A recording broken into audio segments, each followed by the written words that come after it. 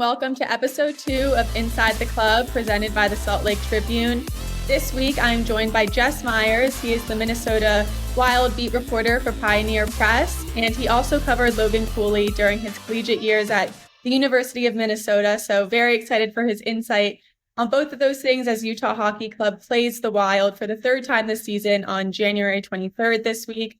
Jess, how are you? Thank you for taking the time to talk to me and all the new Utah fans. I'm doing great, Bill. Thanks for having me on. Quick edit for you. You said I covered Logan Cooley during his collegiate years. That was True. 1 year. Collegiate year, yeah. Would have loved to have had him here for a couple more years because he was certainly a sensation during his one season at the University of Minnesota. But a fun person, fun player. Got to know his family a little bit, and I really enjoyed covering him and talking to him since he's become a professional. Totally. We were saying Cooley's decision to keep it at 1 year is something we'll talk about later on in the podcast.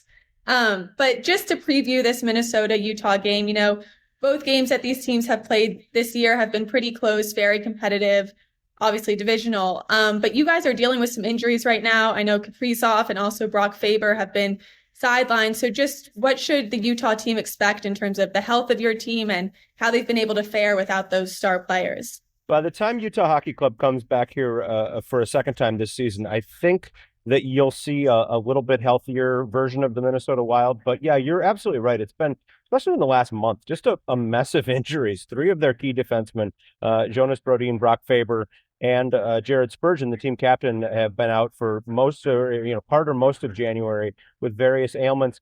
And then Kirill Kaprizov, who was off to by most accounts, a Hart Trophy contender kind of season.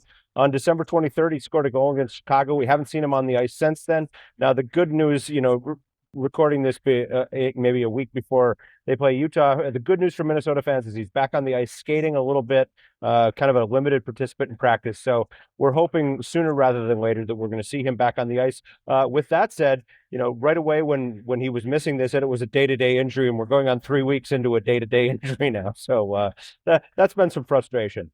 Utah's familiar with that. Just with those guys out, are there any players that have stepped up and maybe taken advantage of this opportunity in their absence that maybe wouldn't have that type of ice time or positioning if those guys were in the lineup right now?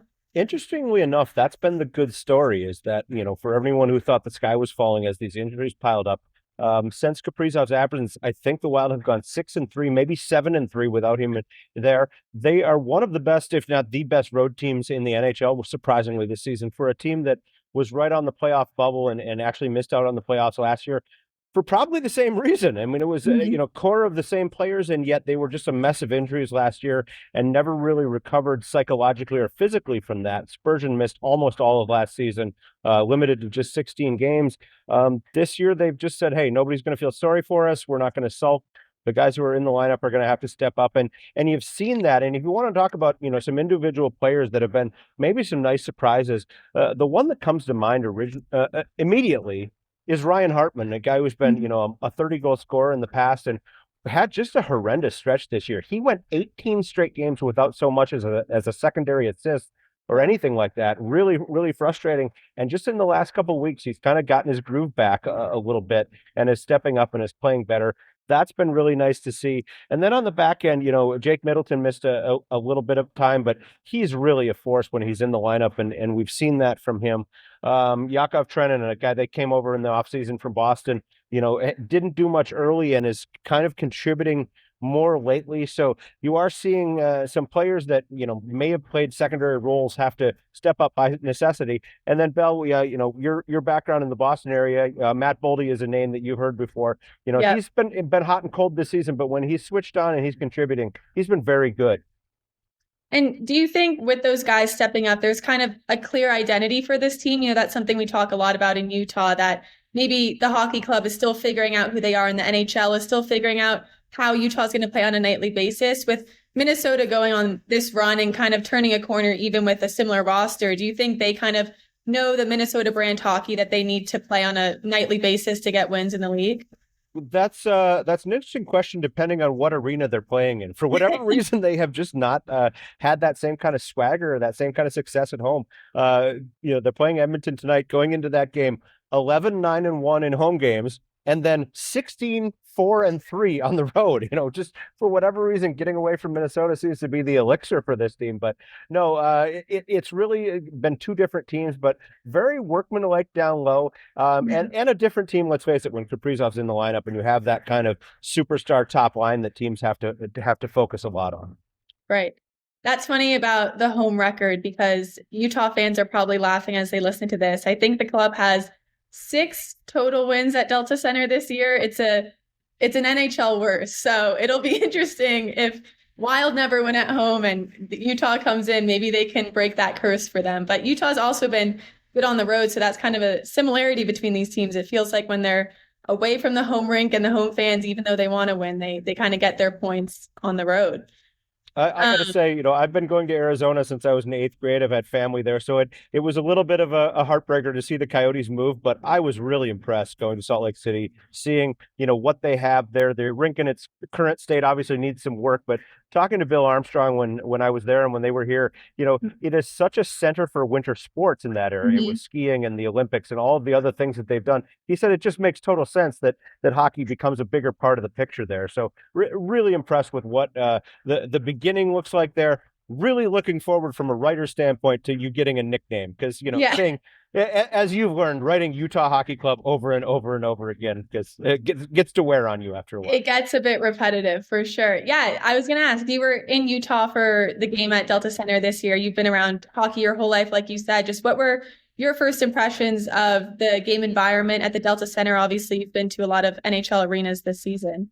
Well, you always, the reputation from the outside is that Salt Lake City is a place where you're not allowed to drink coffee or consume alcohol. I was impressed by the number of Coors Lights being sold at the arena. That was, that was a real hockey crowd. So that was cool. But no, I mean, Salt Lake City, having been there before in the warm weather months, just such a beautiful place. And you really see the passion there of fans. I know for years the Jazz have been a big thing.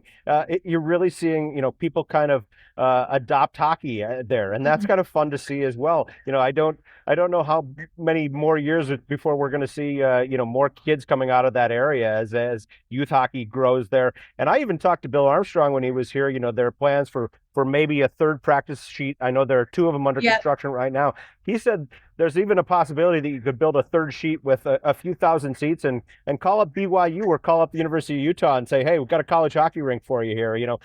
My background and yours in the college hockey game, that's part of the picture for me too. Yes. You've got colleges there. You've got, places where people want to relocate, want to live, great places to live in the winter. Why not add college hockey to the mix too? I mean, I think everyone knows you and me are pretty big proponents for college hockey, and I guess that'll transition us into Logan Cooley. But reason Jess and I know each other is I used to cover BU and he used to cover Minnesota, and they met in the Frozen Four. And I mean, that they didn't end up playing each other in the championship. That was a heartbreaker for Minnesota. We'll go into it. Sure. Yeah, but Logan Cooley was on the team, like you said, for 1 year. He stayed for his freshman season. Then it looked like he was going to come back for his sophomore year, and he ended up signing his entry level. But before we get into that, just what was his impact as a first year player on that team that has a lot of star power? You mentioned Brock Faber, Matthew Nyes. Just what did Logan Cooley mean to that group in the 2020, 22-23 season, correct? Correct. That's a Gopher team. And we've had our history of heartbreak in Minnesota sports. You think about another Viking season just coming to an end. But that's a Minnesota team that'll definitely go down on that list of how did that team not win a championship, when you look at the fact that Cooley was among 5 players on that team that went almost directly to the NHL within just a few months of that season ending in heartbreak and an overtime loss to Quinnipiac in the national championship game. But when you think about Logan Cooley specifically, he was originally committed to go to Notre Dame, a kid from Pittsburgh. Not a lot of people knew a lot about him. Kind of an interesting story. Right about this time of year, his final year at the national team development program, he kind of started looking around, kind of thought Notre Dame might not be the right fit for him hockey-wise. Notre Dame is a fantastic hockey program, but they have a reputation of being more of a defensive-oriented kind of style of play. So he was still committed to Notre Dame, but he admitted he was looking around a little bit. He had kind of opened up his options a little bit.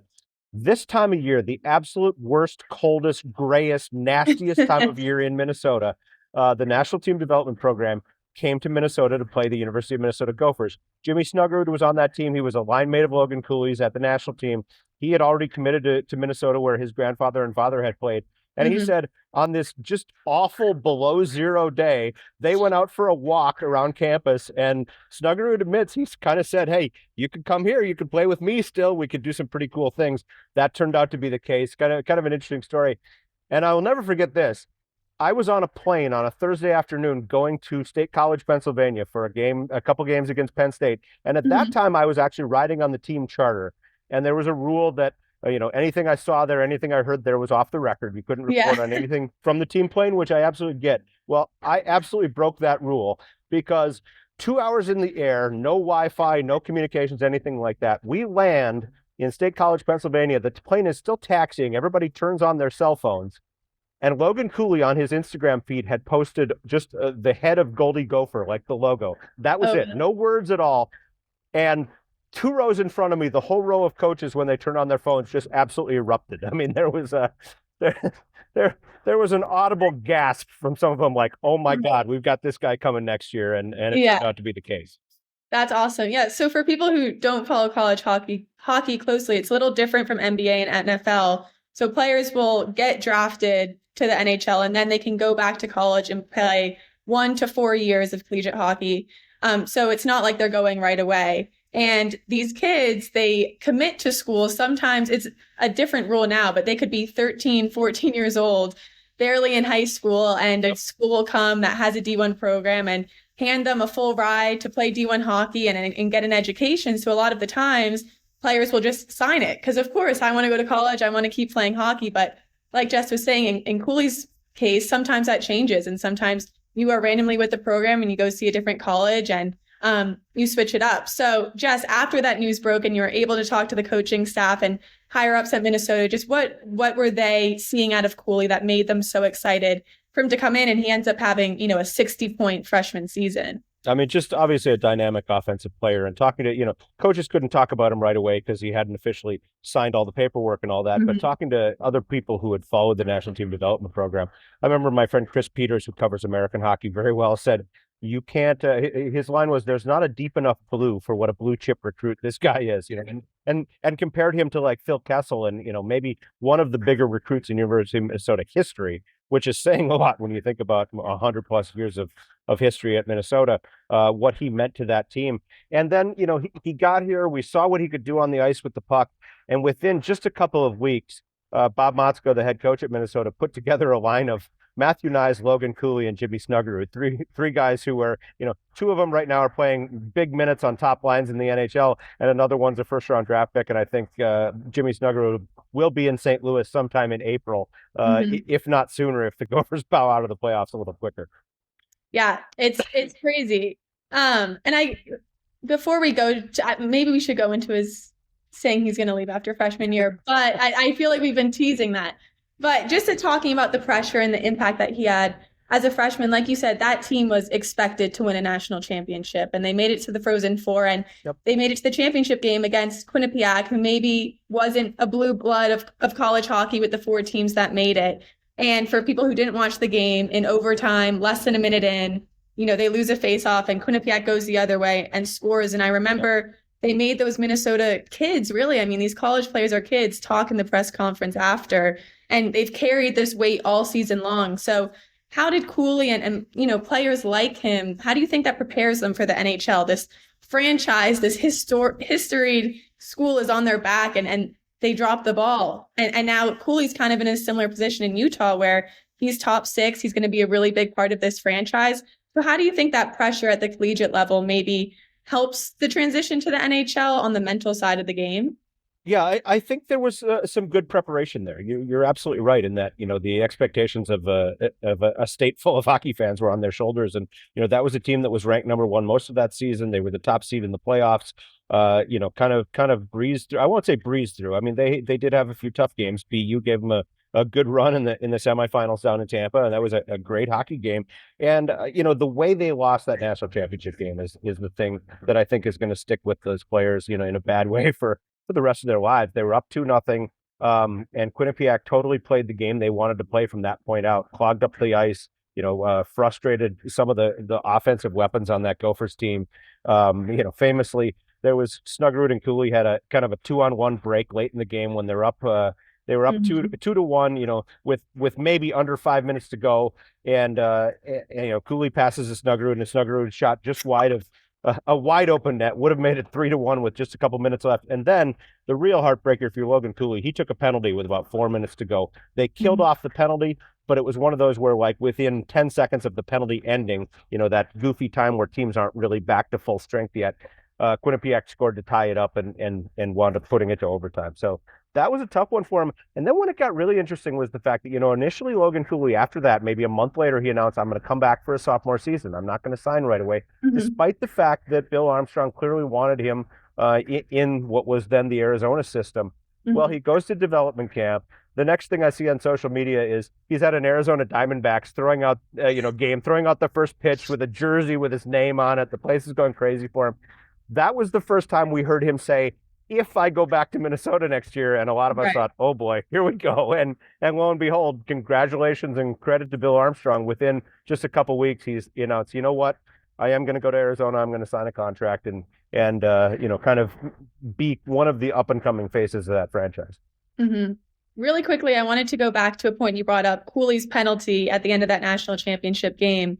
And I think it's interesting that there was a game this season where Cooley took a penalty at the end of the third period, and it didn't lose the team the game, but coach decided to bench him for the rest of the third. He decided to bench him all of overtime, and he decided to bench him all of the shootout. Logan Cooley is an impactful player for Utah, so a lot of people, media included, maybe questioned, why not bench him for the third and then let him go redeem himself in overtime? But it really shows, I think, that coaches following what Cooley has done in the past and maybe the patterns of his emotions getting out of whack and in high intensity games. And Cooley said too, he's been working on it for a while, and that if you're in a Stanley Cup championship game, like he kind of was at the collegiate level, you can't take a penalty like that. So just maturity wise, you can kind of see that Utah is keeping tabs on their players at, the collegiate level and making sure they break those habits early in his sophomore season. So side part, but I just thought it was interesting that you No, brought that up. That's interesting you bring that up, because in the first half of his collegiate season, his one collegiate season, he took a couple of 5-minute major penalties, and you could see, the opponent's plan was, let's get under his skin, let's go after him, and it worked in a couple of cases where he, made plays on the ice that were deemed worthy of a 5-minute major. I will defend him to my dying breath for the penalty in the national championship game, because it was two players tied up with each other, pushing back and forth. How you can send one of them to the box and not the other one at that point in a national championship level game. I had a friend of mine who's a big time official out on the East Coast. He texted me at that moment. He said, I wouldn't have called that a penalty in the second period of a rec league game in December. And, so, I'm not going to blame that loss on officials or anything like that, but that was a call that had a lot of people going, really? At that point in a 1-goal game for the national championship, that was the call. That was brutal. I remember, because Minnesota had just beaten BU, but we were still there, obviously, because you get credentials for both games because you think the team you're covering might make it. But just as a spectator who didn't have any, skin in the game, I was like, that is tough. That is a tough call. Tough call. Absolutely. Yeah. And to Logan's credit, I mean, he was upfront about it after the game, but having covered that team all of that season, that was one of the tougher locker rooms I ever had to walk into. I apologize. I'm at XL Energy Center, and they just decided to test the music. So. No, it's great. We're getting the full NHL atmosphere on the podcast. It's perfect. Okay, and then we'll finally get to it after that season ends. Cooley makes an official announcement. I'm back. I remember he posted that video on his Instagram. I'm coming back for a sophomore season, and people were like, Minnesota's gonna be, lethal again, which they still were, but still a pretty good team last year. Yeah. But then he goes back on it, like you said, after Dev Camp, and he signs his entry-level contract. So what was the reaction in Gopher land when that happened? Just in terms of, maybe feelings towards Cooley, if you thought he needed another year of NCAA hockey, just what was kind of the thinking when you guys heard that he was going to make the jump? To the credit of Coach Bob Motzko, he said all the right things and just said, you can't fault a kid for wanting this opportunity. I think privately, the fact that the announcement came in late July instead of, in April, when you can maybe do a little bit more with your roster, I think that got under some folks' skin. And let's face it, if you're a Gopher fan, you fondly remember Logan Cooley, but you didn't get to know him that well. He's from Pittsburgh. He's not a kid that he grew up in the in the Minnesota high school system, watching him, things like that. So it almost seems like he was a ghost. He was here for a year and then he's gone. Now, what was interesting to me too, talking to Logan this year at the rink there in Salt Lake City, he said, it seems like 10 years ago since I played for the Gophers. And I was thinking about that. This is a guy who's been on 5 different teams in 5 different cities the last 5 years. That's amazing to me. Yeah. And you saw him play in Utah. I'm sure you've kept tabs on him as he's made the jump. Just what are some of the bigger progressions you've seen from him since his college days? He's talked to us about being more of a two-way player, defensive player, that type of thing. Just, I don't know if you've seen any leaps, or maybe you haven't, but just your view on that. I mean, it's fun when you see those flashes of just his stick work and his ability to move the puck. But you're absolutely right. I mean, knowing Andre as well as I do, and having covered him for a few years, he's not a guy who's going to tolerate people camping out at the blue line and just waiting for a puck. I mean, he's coaching, 200-foot players, all-around players, and Logan has really had to become that. And I really, it was fun. It was fun for me to be at the rink there and see all the Logan Cooley jerseys with the not, I won't say new logo because there's not really a logo yet, but you can see, he's really going to be a fan favorite there, and that's fun to see. Yeah, he kind of already is. And at the beginning you mentioned you got to know Logan just as a person and his family while he was at Minnesota. I don't know if any stories come to mind away from the rink when you think, the Logan Cooley short era in Minnesota, but just who he is away from being a hockey player, I guess. Great story I heard from his parents when I did kind of a deep dive on him as a young boy. He's the youngest of, I think, 3 boys. And Pittsburgh doesn't get that cold like it does in Minnesota. So it's tougher to have an outdoor rink, but they actually bought a chiller so they could have an outdoor rink in their yard in Pittsburgh. That's awesome. And the great line his mother said was, we knew Logan must be a pretty good player by the number of times his older brothers threw him over the snowbank. Got frustrated at the stuff he was doing on the rink and actually tossed him off the ice. That's hilarious. That's a good one. I know. I feel like there's always a story about as kids playing at an outdoor rink and that type of thing. This has been super helpful. Another quick story I'll share. I asked his parents, you committed to Notre Dame at 14. He decided to change. What did you think when Logan told you he was going to go play at Minnesota? And his mother said, we kind of wondered if he had to go someplace that cold. Because they probably had to get out there a lot too. Yeah. Oh yeah. They were, they didn't miss many games. We saw him, pretty much everywhere on the road that year and following the team at home as well. That's awesome. Yeah, they were just on Utah's mentor trip too. So it was cool and a full circle. Last question for you, more personally, in your experience. You were with the Rink Live for a really long time doing college hockey, and now you're in the NHL. I know you mentioned it's like you got to take your dream job when it comes. So what has it been like for you on the beat this year, and kind of what's the best part of your job on a daily basis? Well, I always joke, I had spent 6 years covering college, so it was time to move up to the NHL, right?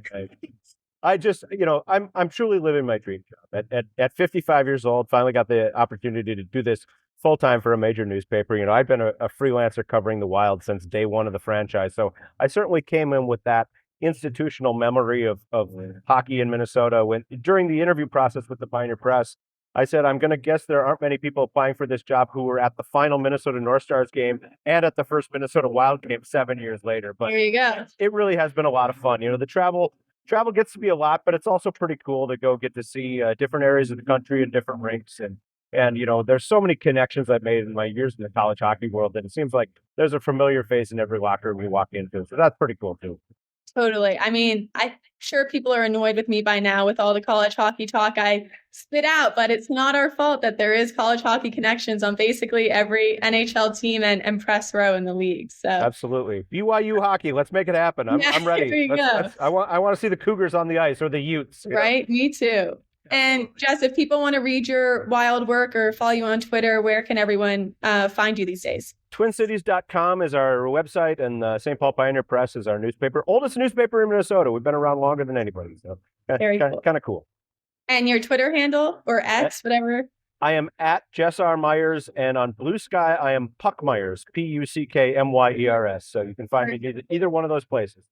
Awesome. Everyone give him a follow for great Wild coverage and a couple college tidbits. I'm sure fun facts along the way. Hey, I'm going to my first bean pot next month. So no, you're not. the Wild play the Bruins on a Tuesday. Well, the Monday when I get there is the first day of the bean pot. Our friend Bernie Corbett says, "Come on, you're going to the bean pot with me." So hey, you're going with Bernie. I'm going with Bernie. You got Matt Boldy, who's a BC guy. You got John Hines, who's a BU guy. You know, you got Aaron, who's a BC guy. Just Boston connections everywhere on this Minnesota Wild roster. So I'm so jealous. That's one of those bucket list sporting events that you have to see at some point. Hopefully you bring BU some luck. For people wondering who Bernie is, Bernie Corbett has been the voice of BU hockey for the past 40 years. Jess and I's very good friend, consider him family really. So, and he's probably one of the best people to watch a hockey game with. So you can't do a bean pot without Bernie. So I'm glad he's there for your first experience. Absolutely. Yeah, it's going to be a blast. Great. Well, thank you so much for your insight, Jess. We really appreciate it. Always good to talk hockey. Call me anytime.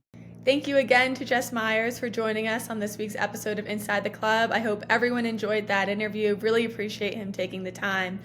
And now we're going to get into the Q&A portion of this podcast. There were a lot of questions on trade deadline, player contracts expiring, roster construction, topics of that nature. So I thought instead of rambling on the podcast about the ins and outs of that, I just do an overall written article about that on the Tribune sometime this week or next. So look out for that. I'll do a more in-depth breakdown with, contract numbers and trade people that they might be looking out for and kind of mindset going into that. I think it might be easier to talk about in an article. So I'm not ignoring those questions. Those will be answered, but probably more in written format.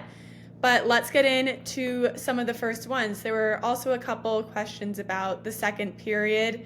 It has been a struggle for Utah Hockey Club all season for whatever reason. And in their previous game against the Montreal Canadiens, it was kind of felt like the period that lost them the game. So the first question was, what happens in the locker room during the first intermission? How does that differ from the second intermission, referring to the drop-off in play in the middle frame?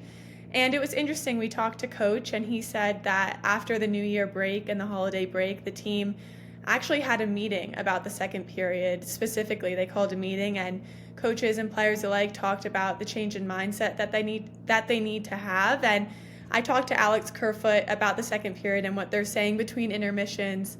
And I'll just read the quote because it sounds better coming from him than it does from me.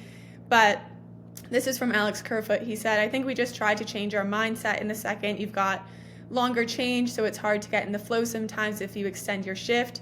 We wanted to focus on keeping our shift shorter, building from shift to shift, and not getting caught out there. That's usually when you can give up odd man rushes and extended zone time the other way. That is exactly what happened against the Canadiens and what has happened often this season." And in terms of what they're saying in the first intermission, Kerfoot said, "We're not going in after the first period," and, referring to the second period meeting and that we have to do a good job. He says he thinks everyone in the room knows that. They've talked about it. So it's not like they're going in there and freaking out that a second period is coming up. They're professionals. They're mature about it. I think in the back of their head, they're all referring to the meeting they had and what they talked about with shorter shifts and not taking a mental break as well, knowing that if you had a good first period, the other team is going to push back and you have to be ready to play even better than you did in the opening 20 minutes. So that's all top of mind for them. It's just a matter of putting together consistent second periods, and that's what they've talked about. So I don't think from what they've said there's anything different that's happening in the room during a first intermission, but it's definitely something they're aware of for sure. It's not like they are ignoring the fact that play has fallen off in that points of the game. So I think that's really all they can do now, and now it's can they turn their talk into action on the ice, and we shall see. We have 39 games left in the season, so hopefully they turn a corner there. Next question was, ownership promised better travel, amenities, flight, Wi-Fi, accommodations. How has ownership followed through? Is anything else noteworthy improving players' quality of life?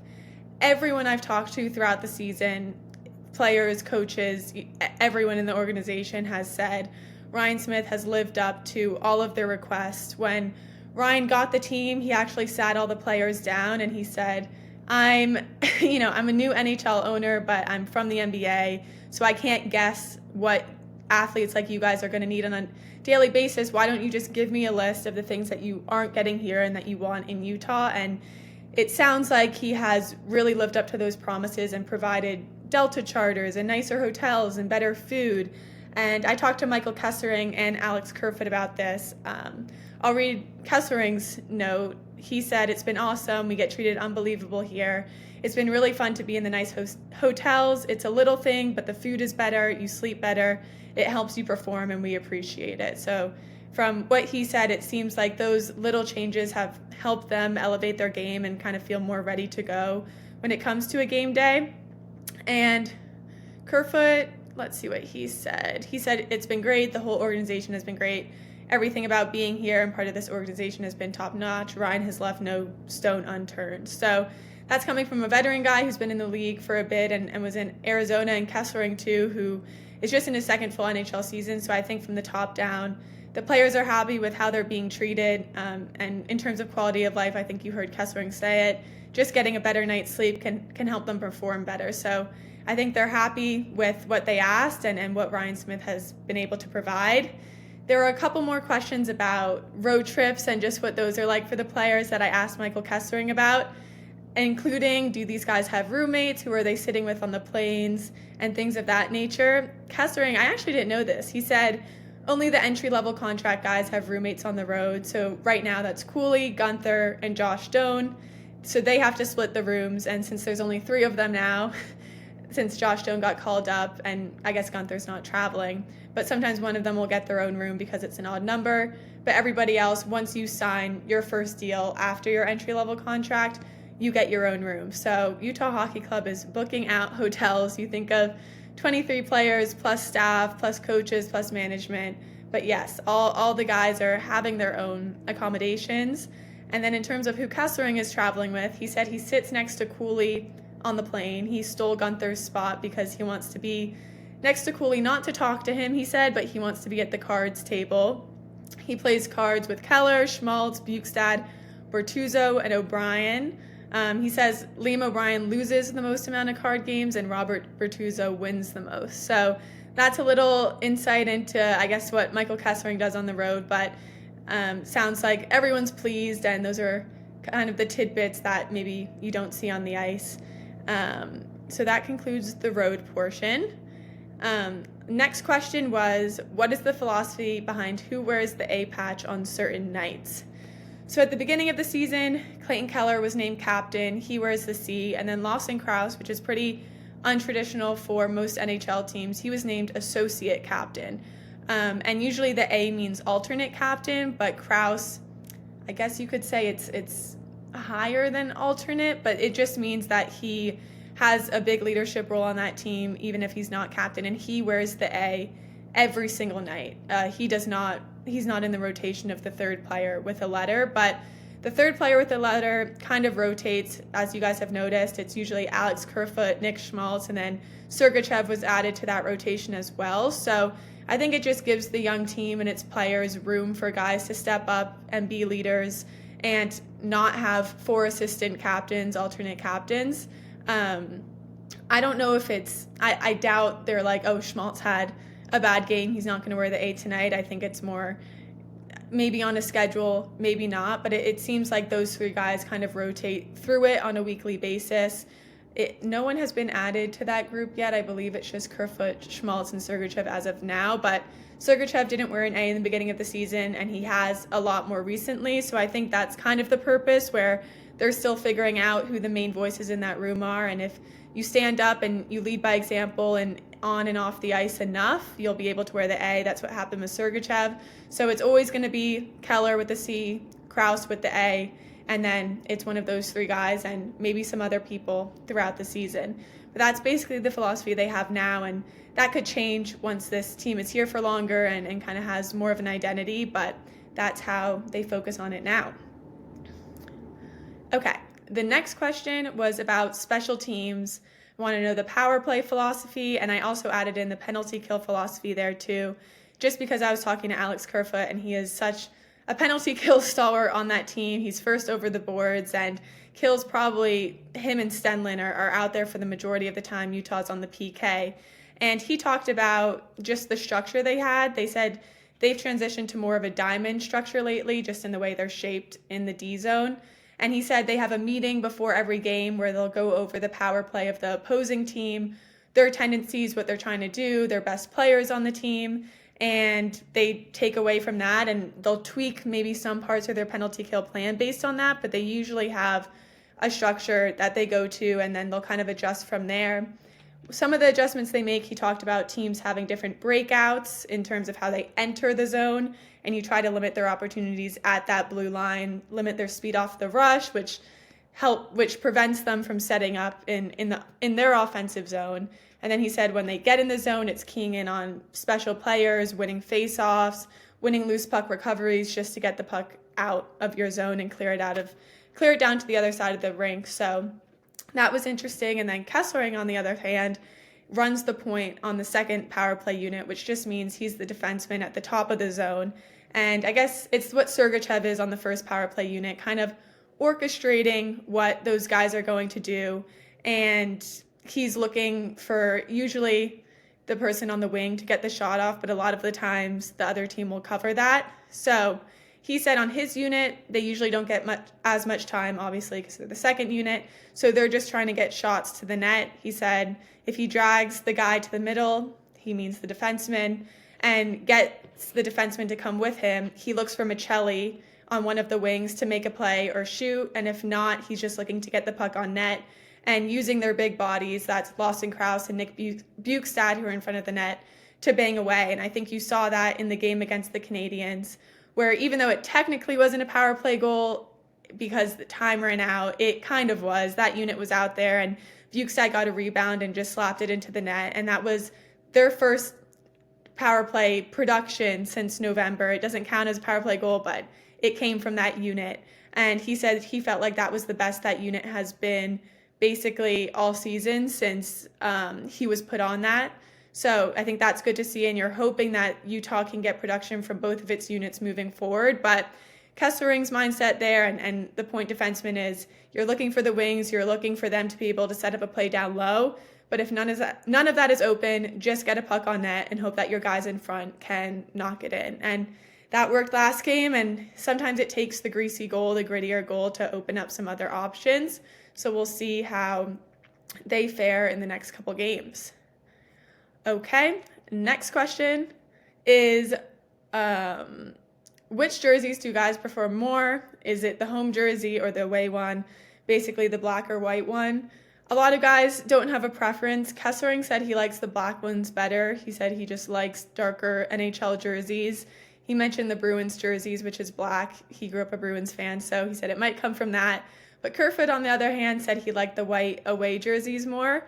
It seems like around the room they like the design and the colors of it. So I don't think there's any super strong opinions on it, but it's definitely a split. Those two guys had different preferences, but they seem to like the jersey and kind of the branding of the team before they get a name. Next question. It's funny doing this by myself because I feel like I should let someone else jump in. But, okay, next question is, I would like to know about Coach and his coaching style, what you've seen from him. I think what we've seen from him and what a lot of the players will say is he is hard on you as an athlete, but he cares about you as a person, and that's really true. You know, they've gone through some really tough stretches this season where practices, they'll come in and it'll be hard. He'll be yelling, he'll be cursing, he'll be having conversations with guys one-on-one. He's pushing them, he's making them do sprints, but I think they all know he's just trying to keep them accountable and make them the best NHL team they can be. So if he seems harsh during practice, it's just because he cares, and a team like this needs it. They're young, they're figuring it out, and they've had some games that just weren't up to standard with how you need to play in this league, and Andre is not afraid to let them know.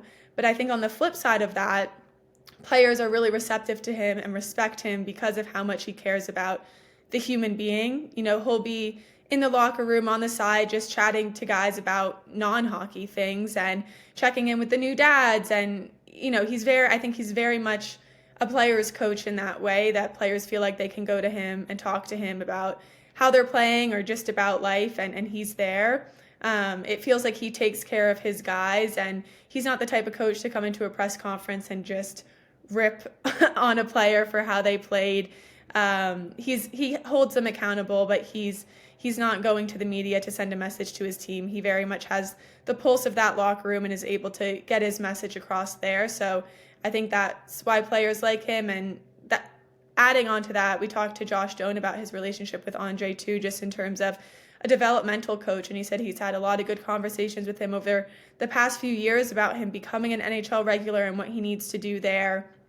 And, Josh Doan got sent down to the AHL, and they're not going to treat players any better than anyone else because they think they should be a star on this team. I think Logan Cooley's benching earlier in the season after he took that penalty, even though he was second or third in points at the time. Coach isn't there to just pump these guys' tires. He's there to make them good NHL players in the long run, and sometimes that comes with, harsh love, but I think it's better for them. And like I said, that human aspect to the relationship with his players definitely helps the message get across. Okay, next question is, why is the team hesitant to call up guys from the AHL? Currently, we have 2 wins at home in the last 2 months. Meanwhile, Yamamoto is playing at a point-per-game pace in Tucson. Feels like they are waiting too long to make a change, and they should be holding guys to a tighter leash. And then connected to that, another question that I thought was grouped in is, if you were a head coach, what changes would you make to help the team get more wins, or at the very least get out of this ongoing second period slump?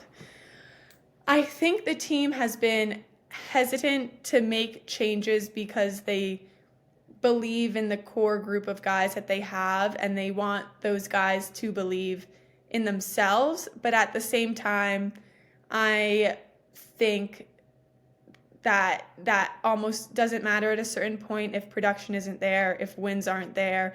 And I'm not saying blow the whole thing up, but it's great Josh Doan was called up, but that was because Gunther was hurt. I personally think he could have been called up a bit earlier. You saw the struggles of the third line of Matias Maccelli, Lawson Krause, and Nick Bukestad, and the only reason the personnel on that line changed was because there was a stomach bug virus going through the team. And Clayton Keller couldn't play one night, Matias Maccelli couldn't play one night, so they put Liam O'Brien on that line, and suddenly Lawson Krause scores twice, and Maccelli played with Kerfoot and Stenlund, and suddenly he scores twice. And since that game, the third line hasn't gone back to its original combination. So I think the fact that it took a sickness to actually push the team to switch things up in terms of its forward group maybe shows that it should have been done earlier, but at the same time, I am not a coach at all, so who knows with that. And I think in terms of Yamamoto, I believe that he could really help this roster in the middle six position. We saw what he did in preseason. We see what he's doing in the AHL, and I think the heart and grit and edge he plays with as a smaller player, even so, is really impactful and trickles down the lineup just in terms of mindset and fighting and dying for your time on ice and to wear that jersey. I think that could be good for the room. It's just, I think, complicated with who do you scratch then? Do you send someone down? Do they clear waivers? So I think Utah is trying to just wait for everything to click with their forward group, but it was easier to do that when they were winning so much in December, because it was like, okay, well, this group of players may not be producing, but they're playing the other side of the puck, and we've won 6 of the last 7 games. But now Utah has not won 6 of the 7 games. I think they've lost 7 of their last 8, and they're not scoring at high clips on a nightly basis. And this is the month where if they don't turn things around, the playoff picture becomes further and further away. So I guess if I were coach, which I am not, I would switch things up. Maybe you do call up Yamamoto. The coach talked about with the defensemen getting healthier and Marino coming back and Dursey coming back eventually, it kind of adds an internal competition to the D-core, and it makes them work a little harder. They have a fire under them now. They have to work for their jobs in mid-season. So who knows if bringing Yamamoto in, giving Matias Maccelli a healthy scratch, something like that. You don't want to, I think these guys want to feel comfortable and feel like they can trust the coaching staff, but at the same time, it is the NHL. If you're not producing the way you're expected to, perhaps you should sit, and maybe that gets guys going. Maybe they get pissed off and they find their scoring touch. So I definitely do think if this slump continues to go, you kind of have to change something because they do have internal solutions that could help them. And then you look at the trade deadline too, if they're willing to do something there. But I would maybe experiment with Yamamoto, or let O'Brien and Carcone both be in the lineup at the same time. It feels like one of them is always the odd one out for the forward group, but why do those two always have to be the healthy scratches? It feels like maybe they're not afraid, but hesitant to scratch someone else just in terms of the mental side of the game. But I don't agree with that. I think Carcone and O'Brien are two of the harder working, energy bugs on that team. So maybe they shouldn't be the only ones who are on the outside looking in when they need to scratch a forward. That's just my 2 cents there. But who knows what they'll do.